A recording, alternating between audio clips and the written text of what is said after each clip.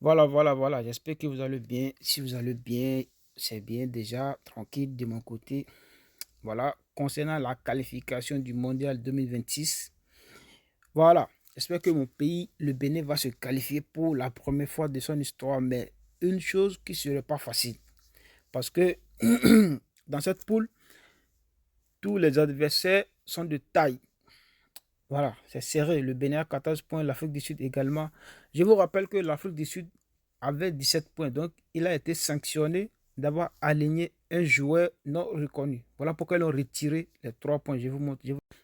Comme vous le voyez sur l'image en bas, l'Afrique du Sud a été sanctionné et ils ont retiré moins 3 points. Voilà pourquoi il s'est retrouvé avec 14 points. Voilà. Maintenant, si le Bénin perd et que le Bénin joue contre le Rwanda, si le Bénin perd que le Rwanda gagne, le Rwanda vient à 14 points, se positionne en deuxième. Et l'Afrique du Sud joue contre Zimbabwe. Si l'Afrique du Sud perd, c'est-à-dire ça devient encore toujours serré.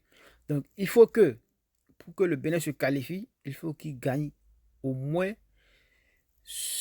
le match de demain contre Rwanda. Et maintenant, espérant que l'Afrique du Sud perd ou soit fait match nul pour qu'il ait des possibilités et encore plus de chances.